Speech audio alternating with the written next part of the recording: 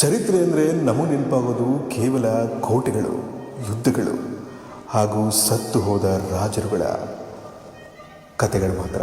ಆದರೆ ಅದೇ ಚರಿತ್ರೆ ಜಗತ್ತಿನ ಕಣ್ಣಿಗೆ ಬೀಳಬಾರ್ದು ಅಂತ ಕೆಲವು ಭೀಕರ ಘಟನೆಗಳನ್ನು ಕಾಲದ ಗರ್ಭದಲ್ಲಿ ಹೂತಾಕ್ಬಿಡುತ್ತೆ. ಆ ರಹಸ್ಯಗಳ ಮೇಲೆ ಸಮಯದ ಕಾವಲಿರುತ್ತೆ. ಶತಶತಮಾನಗಳಿಂದ ಅಡಗಿಟ್ಟಿದ್ದ ಆ ಕಾಲಚಕ್ರ ಇವತ್ತು ಹಠಾತ್ತನೆ ಚಲಿಸೋಕೆ ಶುರು ಮಾಡಿದೆ.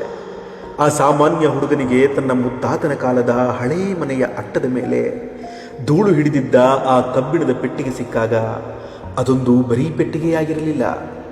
ಅದು 700 ವರ್ಷಗಳ ಹಳೆಯ ರಕ್ತ ಶಾಸನದ ಹೆಬ್ಬಾಗಿಲಾಗಿತ್ತು.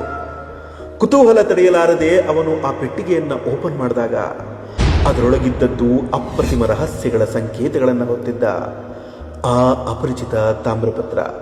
ಯಾವ ಇತಿಹಾಸದ ಪುಸ್ತಕದಲ್ಲೂ ಇರದ, ಯಾರಿಗೂ ಅರ್ಥವಾಗದ ಆ ರಹಸ್ಯ ಸಂಕೇತಗಳನ್ನು ಓದುತ್ತಾ ಹೋದ ಆ ಹುಡುಗನಿಗೆ ಜನ್ಮದಲ್ಲೇ ಮರೆಯಲಾಗದ ಶಾಕ್ ಆಗಿತ್ತು.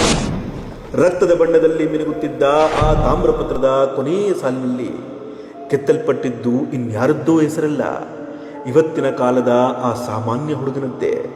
ಪೂರ್ತಿ ಹೆಸರು ಸಮರ್ಥ.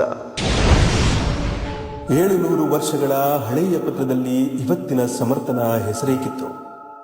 ಅದರ ಕೆಳಗೆ ಕಪ್ಪಾಗಿ ಕೆತ್ತಿದ್ದ ಕೊನೆಯ ಎಚ್ಚರಿಕೆ ಮೈ ಜುಮ್ಮನಿಸುವಂಥದ್ದು. ಕ್ಷಣಗಣನೆ ಆರಂಭವಾಗಿದೆ. ಈ ಮುದ್ರೆಯನ್ನ ಮುಟ್ಟಿದ ಮರುಕ್ಷಣದಿಂದಲೇ ನಿನ್ನ ಉಸಿರಾಟದ ಸಮಯ ಅಂತ್ಯದ ಕಡೆಗೆ ಓಡ್ತಾ ಇದೆ.